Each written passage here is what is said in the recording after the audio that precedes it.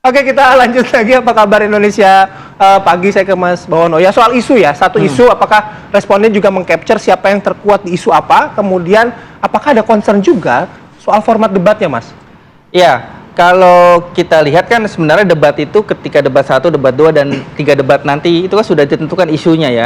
Jadi secara otomatis responden itu sebenarnya sudah menilai berdasarkan isu apakah penampilan capres dan cawapres itu sesuai dengan isu yang diangkat di debat tersebut gitu ya. Kalau kita lihat di survei ini sebenarnya responden lebih melihat kepada gaya berkomunikasi, artikulasi, menyampaikan gagasan, ide, visi, misi yang ada di kepala capres maupun cawapres untuk kemudian menjadi lebih mudah dipahami gitu ya. Gimik-gimik tidak Ya tentu ada joke, gimmick juga dianggap penting gitu ya. Karena kan untuk mendekati, mempersuasi pemilih itu kan bisa didekati dengan cara central route maupun peripheral route gitu ya. Jadi gimmick, gagasan itu kan juga perpaduan dari itu semua aja. Itu kita lihat dari misalnya yang debat pertama mayoritas responden menilai Pak Anies jauh lebih perform gitu ya. Itu kan karena artikulasi beliau memang harus diakui di debat pertama itu relatif baik dibanding 2 capres lain. Kemudian di debat cawapres yang 22 Desember kemarin, Mas Gibran yang dinilai lebih perform gitu karena secara artikulasi lebih baik ketimbang Caimin maupun Prof Mahfud gitu ya. Lainnya. Jadi menurut kita dari hasil survei ini memang gaya komunikasi dan artikulasi itulah yang menjadi poin penilaian dari responden. Apakah memberikan respon yang positif maupun negatif terhadap penampilan capres maupun cawapres. Oke, soal format debat ada concern nggak?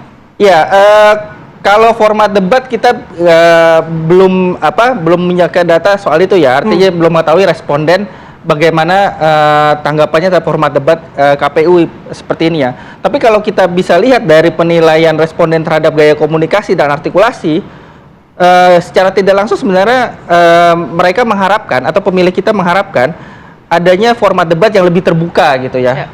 Dengan sehingga kemudian capres dan cawapres lebih leluasa dalam mengartikulasikan gagasan mereka, tidak terbatas oleh waktu yang singkat, waktu yang ketat gitu. Pak Wono, selain juga artikulasi dan juga penyampaian dari masing-masing capres cawapres ini, apakah isi perdebatannya juga menjadi fokus untuk ditanyakan kepada koresponden ini?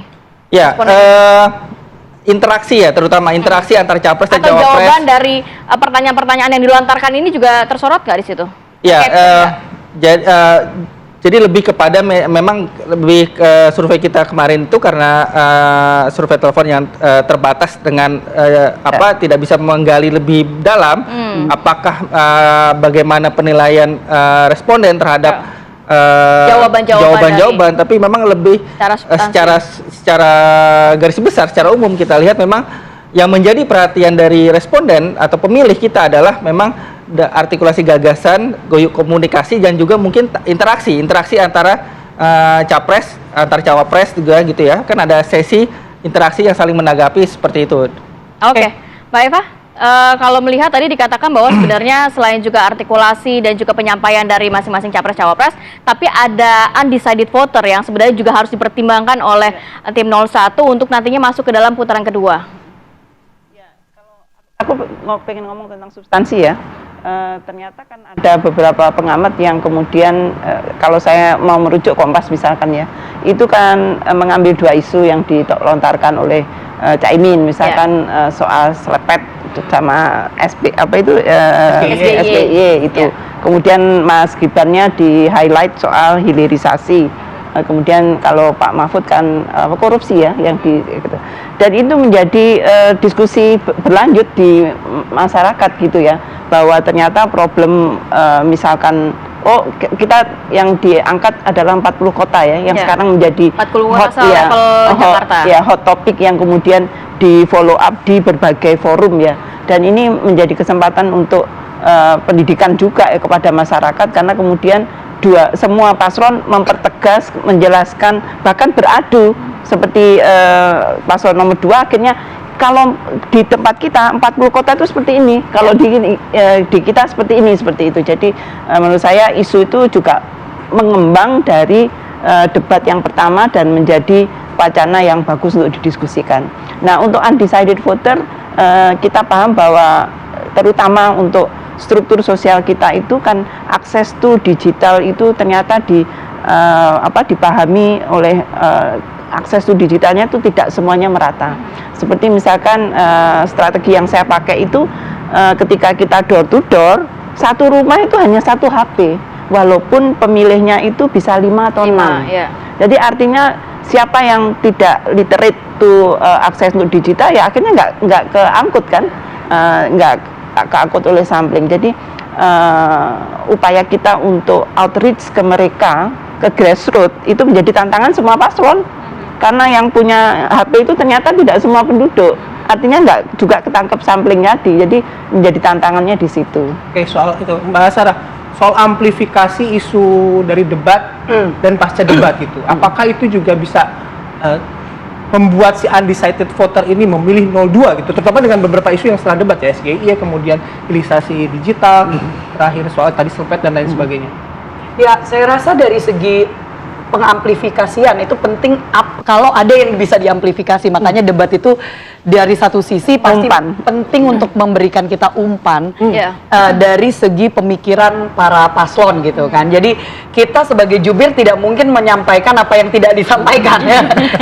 Jadi itu dari segi itu penting. Dan kalau misalkan dari kami, tentu kami sangat menekankan apa program-program yang ada di Prabowo Gibran ini membutuhkan untuk kita melihat kekuatan ekonomi Indonesia, dan kita pasti fokusnya kepada ekonomi kerakyatan, dan salah satunya pasti bicara tentang pasal 33 Undang-Undang Dasar, bicara tentang sumber daya alam kita, dan itu disambungkan ke hilirisasi yang menciptakan lapangan pekerjaan yang terus juga menciptakan pendapatan untuk negara. Saya mau fokus sedikit kalau boleh juga tentang undecided voters tadi, karena bicara tentang debat pasti bicara undecided voters. Dan saya setuju tadi yang disampaikan oleh Mbak Eva, bagaimana yang tadi saya sampaikan juga di sebelumnya, itu menjadi tugas besar untuk kader, relawan, semua pendukung bisa menyampaikan kepada para undecided voters yang tidak terlihat terlalu, apakah itu lewat survei atau lewat kasat mata, yang itu banyak sekali jumlahnya di lapangan gitu ya, di desa, yang di kampung, di masyarakat, yang dimana mereka bahkan, mohon maaf, banyak dari mereka tidak menonton debat. Ya, karena memang biasanya yang nonton debat itu antara middle up yang memang mereka suka menonton diskursus intelektual, atau memang sudah ada pilihan politik, memang sudah ada pilihan, jadi mereka di situ hanya sebagai cheerleader istilahnya gitu kan. Pokoknya kalau ada yang ngomong apa, oh bu gitu. kalau capek sebelah salah, oh gitu. Ya benar. Jadi ini menjadi catatan untuk kita semua bahwa kita memang masih harus turun ke bawah, dan kita lihat dari survei-survei yang lain, yang dimana memang undecided voters atau swing voters itu masih relatif tinggi. Walaupun pada saat sekarang, apalagi udah akhir Desember, sepertinya udah mulai masuk ke apa istilahnya tahap-tahap di mana udah ada pilihan gitu ya. Tinggal bagaimana makanya angkanya tidak begitu besar, 6%-an ya tadi ya. Tapi kita juga ingat, tadi juga kita 6% dari 245 juta. Iya, itu masih besar ya. Dan jangan lupa bahwa di tahun 2019, tahun-tahun yang sebelumnya, yang golput itu masih lumayan tinggi loh. Jadi ini masih, kita jangan lepas dari bahwa waktu kemarin partisipasi kalau nggak salah 80% gitu ya. Itu kan berarti ada 20% yang nggak milih. Betul. Nah, ini menjadi catatan untuk semua paslon, apalagi karena let's just be honest, Gen Z milenial banyak kita pemilih 56%, sedangkan biasanya tingkat golputnya tinggi di situ. Paling tinggi di Gen ini Z. kita harus memastikan bahwa anak-anak muda ya, teman-teman saya semua, tolong kita menyadari bahwa itu bukan hanya hak tapi tanggung jawab kita untuk memastikan kalau kita mau komplain ke depannya, ya harus dipastikan lo hadir dulu di TPS, ambil pilihan dulu, baru habis itu lo mau jadi netizen yang mengkritik dan segala macam silahkan. Tapi pastikan bahwa di saat suara jangan mengkritik tapi nggak milih gitu ya. Nah, karena pada saat suara itu sebenarnya dihitung, ya kita harus pastikan kita hadir untuk itu terhitung. Jangan sampai saya ya udahlah toh nggak ngaruh gitu. Nah, itu yang sangat kita harapkan, yang jangan sampai undecided dan swing voters ini malah akhirnya milih nggak memilih untuk tidak memilih. Oke. Mas Imam, menarik juga tadi kita obrolan ini ya. Setiap paslon pasti bekerja keras ke lapangan ya, memastikan dan lain sebagainya. Mungkin ketika kampanye yang datang banyak nih gitu, wah mengeluk-elukan setiap capres-cawapres. Tapi gimana Anda memastikan bahwa mereka yang datang itu memilih Anda di hari H? Saya punya jawaban tuh. Kita mengukur juga sentimen publik terhadap pasca debat ya, baik capres maupun cawapres. Tapi yang paling dekat adalah cawapres. Prof Mahfud itu bisa dicek sentimen positif tertinggi yang diraih oleh semua kandidat, 73%. Jadi selebihnya Dilihat dari mana tuh? Dari sentimen data negatif yang ada di yang publik. mana? Banyak juga yang Yang data. ada di publik, yang ada di media. Sentimen positifnya tertinggi. Jadi itu menjawab apa yang hadir di lapangan, itu insya Allah tulus. Emang benar-benar yang hadir itu benar-benar positif ke kami. Itu satu hal. Terus sebenarnya saya mau ngomong begini, yang tersirat atau bahkan yang tersurat dari survei indikator adalah dalam tanda petik memastikan ini tidak akan berlangsung satu putaran. Itu sebenarnya penting untuk diketahui kita semua. Kalau yang kemarin-kemarin masih optimis ini akan satu putaran, rasanya tidak dan hampir pasti tidak. Nanti bisa Karena dicek. pendukungnya paling kenceng loh. Kemarin pas di debat paling kenceng mereka teriak satu putaran loh. Enggak, ini kan Ini menarik, ini menarik. Ini menarik, kita dijawab. Iya, Ini penting.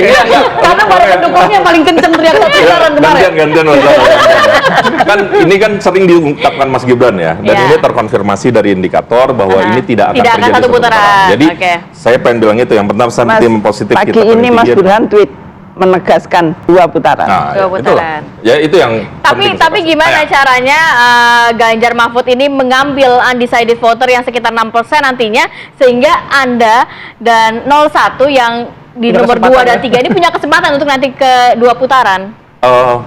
Yang paling mendasar dan tiap hari kita lihat di layar TV One salah satunya adalah Mas Ganjar tidak pernah berhenti belusukan. Karena Mas Ganjar secara ideologis benar-benar ingin dekat dengan masyarakat, ingin bersalaman dengan jutaan masyarakat, ingin menghirup aroma pedesaan, dan ini terus berlangsung. Walaupun itu juga dilakukan pasti oleh paslon-paslon lainnya Oh, gitu. enggak semua, enggak semua.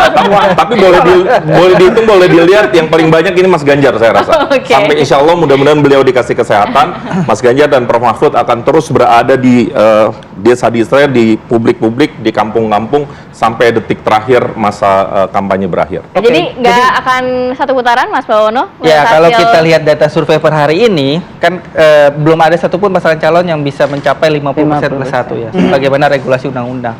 Tapi sebenarnya satu putaran ataupun 2 putaran itu sangat mungkin terjadi gitu ya. Kita lihat kecenderungannya bagaimana. Dan kuncinya tadi ada di undecided voter ini. Ya. Ini kan undecided voter ini kan tidak besar lagi kalau menurut survei kita ya, 8% gitu ya.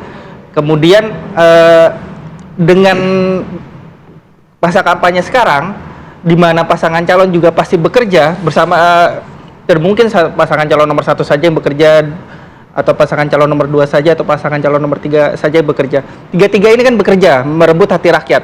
Jadi rasa-rasanya undecided voter ini tidak akan mengalir ke satu pasangan calon saja. Dia bisa akan terbagi secara proporsional misalnya kedua pasangan calon atau bahkan ketiga pasangan calon. Jadi kuncinya adalah menarik sebanyak mungkin undecided voter tersisa ini. Kalau misalnya pasangan calon nomor 2 yang mampu menarik lebih banyak, tentu akan satu putaran. Oke, berarti Tapi kalau kemudian pasangan calon nomor 1 atau calon nomor 3 yang bisa menarik sebagian besar undecided voter ini, maka 2 putaran.